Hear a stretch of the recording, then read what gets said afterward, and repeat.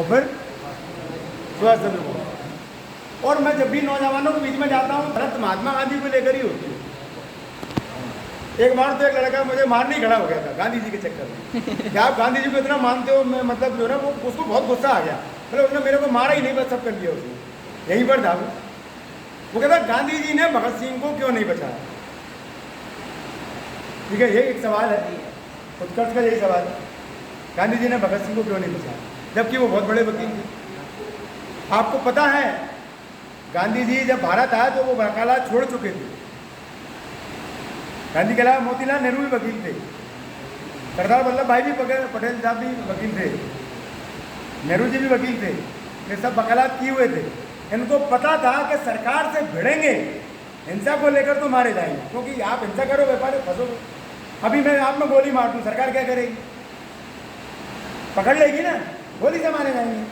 तो जितने वकील थे सबको पता था कि अगर हिंसा का सहारा दिया तो मारे जाएंगे। तो महात्मा गांधी ने दक्षिण अफ्रीका में ये प्रयोग किया कि क्या अहिंसा के दम पर सरकार को झुकाया जा सकता है। उन्होंने अफ्रीका में सरकार को झुका दिया। वहाँ की सरकार को, सरकार ने उनसे कहा, कोर्ट में वकालत करते थे तो महात्मा गांधी से कहा कि आप अपनी ड्रेस बदल कर आइए, ये पगड़ी और जो आपकी बगलबंदी नहीं चलेगी। वो उस समय वही कपड़े पहनते थे अपने जो गुजरात वाले थे। उन्होंने कहा मैं यही पहन कर आऊँगा। उन्होंने कहा नहीं चलेंगे, उन्होंने कहा मैं यही पहन कर आऊँगा। वो गए और उनको उसी ड्रेस में उन्होंने वकालत करने की परमिशन दी, क्योंकि आप इस तरह से किसी को ड्रेस कोड लागू नहीं कर सकते। वो वहाँ पर लड़े। वहाँ पर जब भारतीयों का आंदोलन चल रहा था तो भारतीय लोग गए, महात्मा गांधी से बोला कि हम आपका समर्थन चाहते हैं। तो महात्मा गांधी ने कहा मैं एक ही शर्त पर समर्थन दूंगा कि आप हिंसा नहीं करोगे। अब हिंसा तो हो जाती भाई, अब गुस्सा आ जाता तो ठोक देता कोई किसी को। उन्होंने कहा मैं इसी शर्त पर दूंगा आपको समर्थन। तो वहाँ का जो मेयर था उसने गांधी जी को बुलाकर उनसे कहा कि मैं तो समझ रहा था कि आप इनका जैसे ही समर्थन करोगे मैं आपको गिरफ्तार कर लूँगा, क्योंकि आप हिंसा का समर्थन कर रहे हैं और हिंसा आपने मना कर दिया। अब मैं आपको गिरफ्तार करूँ तो कैसे करूँ? ये शब्द थे महात्मा गांधी ने। मेकम वो महात्मा फिल्म है, उसमें आप देख लेना। तो महात्मा गांधी ने वो रास्ता अपनाया कि सरकार आपको गिरफ्तार नहीं कर सकती। और वो भगत सिंह और तमाम सारे क्रांतिकारियों से कहते थे कि हिंसा का रास्ता छोड़ दो, इससे कुछ हासिल नहीं होगा, सरकार आपको मार देगी। महात्मा गांधी जब भारत आए थे उसके पहले खुदीराम बोस को फांसी हो चुकी थी, चापेकर बंधु को हो चुकी थी, ढेरों क्रांतिकारियों को फांसी हो गई थी। क्यों? क्योंकि आप सरकार से सीधी टक्कर लेते हो। तो सरकार के पास आपको पकड़ने का, गर्दन पकड़ने का कानून था। अब बात आती है भगत सिंह की। तो भगत सिंह की माफ़ी के लिए महात्मा गांधी ने अंतिम समय तक प्रयास किया। 23 मार्च 1931 को भगत सिंह को फांसी हुई थी। आप सर्च करना, महात्मा गांधी का पत्र है जो उन्होंने उस समय इनको लिखा था, माउंटबेटन को लिखा था कि आप इनकी मतलब सजा को उम्र कैद में बदल दो, फांसी को बदल दो। और आप यकीन मानिए भगत सिंह की फांसी का तार इंग्लैंड से आ चुका था कि इसको रोक दिया जाए, लेकिन भगत सिंह जिस रास्ते पर चले थे उस रास्ते पर जितने जो उनके साथी थे उन्होंने मारा किसको था? सैंडर्स को। तो क्या सैंडर्स के साथ में जो लोग खड़े थे उनको गुस्सा नहीं आया होगा? वो सब चाहते थे कि भगत सिंह को फांसी हो। तो 24 मार्च की फांसी रात को 23 मार्च को दी गई थी। अगर आपको मालूम हो, फांसी 23 मार्च को नहीं होना थी भगत सिंह को। फांसी हमेशा सुबह होती है, अर्ली इन द मॉर्निंग, सुबह के समय होती है। लेकिन तार आ चुका था और लोग चाहते थे वहाँ के अंग्रेज कि भगत सिंह जिंदा ना रहे, तो रात को उनको फांसी देकर उनके टुकड़े टुकड़े कर सतलुज के किनारे ले जाकर उनको जलाने की कोशिश की। महात्मा गांधी का पत्र आज भी 23 मार्च का रखा हुआ है, मेरे पास भी है वो। 24 के फांसी 23 को क्यों दी? दुनिया के इतिहास में पहली घटना है जब फांसी एक दिन पहले दे दी गई। कारण क्या था? दबाव इतना बन चुका था, गांधी के कारण नहीं।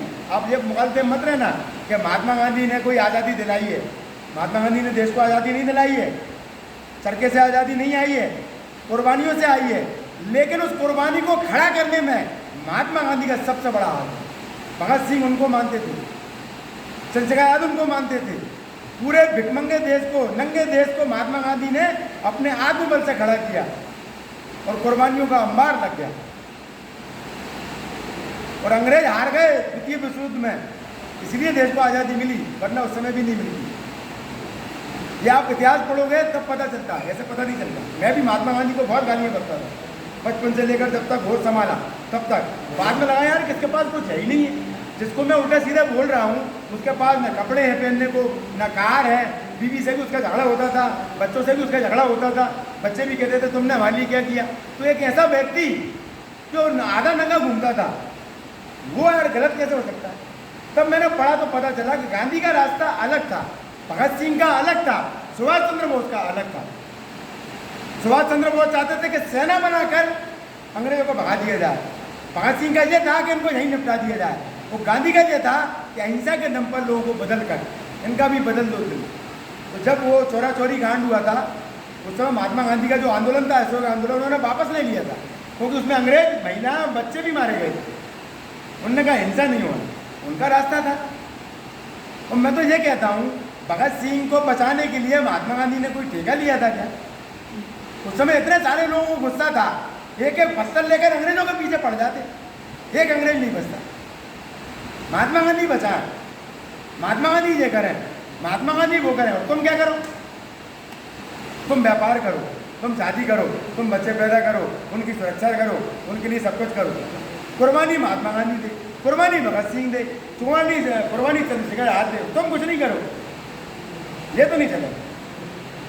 और इसी वजह से हमारी आज़ादी की जो लड़ाई थी वो 90 साल चली, मंगल पांडे से शुरू हुई और आखिर तक गई। इतने कुर्बानी ऐसे किसी देश में नहीं हुई, कोई हम गद्दारी करते रहे।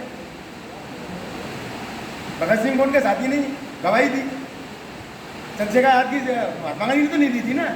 भगत सिंह को फांसी महात्मा गांधी की गवाही में हुई थी क्या? उन्हीं के साथी के नाम पर हुई थी, उन्हीं के साथी ने गवाही दी थी उनके खिलाफ। और चंद्रशेखर आजाद की मुखबरी भी उन्हीं के साथी ने की थी, जो उनके साथ में उठता बैठता था, महात्मा गांधी नहीं की। अब तुम वहाँ पर जो है ना, जब माफ़ीनामे की बात आई तो भगत सिंह ने कहा कि मैं माफ़ी नहीं मांगूंगा। अब जब आप माफ़ी नहीं मांगोगे तो फिर सरकार आपको छोड़ देगी? नहीं छोड़ेगी। लेकिन दूसरी बात आप ये भी सुनिए कि माफ़ी मांगी बिस्मिल ने, माफ़ी मांगी अशफाकुल्लाह ने, रोशन सिंह ने, लेकिन उनको सरकार ने माफ़ नहीं किया, फांसी दी। क्यों? क्योंकि सरकार जानती थी कि ये खतरनाक लोग हैं और सरकार की नज़र में जो खतरनाक था उन सबको टांग दिया उन्होंने।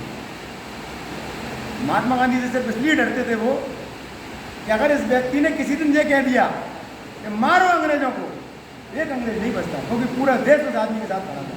और देश नहीं, पूरी दुनिया खड़ी थी। आज पूरी दुनिया के अधिकांश देशों में महात्मा गांधी की मूर्तियाँ लगी हैं, लेकिन हम महात्मा गांधी को व्हाट्सएप से जानते हैं। महात्मा गांधी ने पाकिस्तान नहीं बनवाया, महात्मा गांधी ने मुसलमानों का साथ दिया, महात्मा गांधी ने 50 करोड़ रुपए दिलवाए, महात्मा गांधी ने इस तरह से वहाँ पर नंगे होकर वो अपने जो ना भतीजी के साथ सुनते थे। पता नहीं कितनी बातें उनके बारे में व्हाट्सएप पर चलती रहती। मुझे सारी बातें कहाँ से आई? खुद महात्मा गांधी ने लिखवाई है अपने पीए से। जिस व्यक्ति ने अपने बारे में लिखवाया हो वो आपको पता चल गया, आप उस व्यक्ति को कटघरे में खड़े कर देते। कभी भी ऐसा नहीं करना चाहिए, हमें पूरी जानकारी लेना चाहिए। मैंने लिए महात्मा गांधी के बारे में, उनके सारे निर्णय सही नहीं थे, मैं ये कहता हूँ नहीं थे, लेकिन मेरे निर्णय सही है क्या? मैं जितने निर्णय कर रहा हूँ सही है क्या? मैंने शादी नहीं करने का निर्णय लिया, सही है।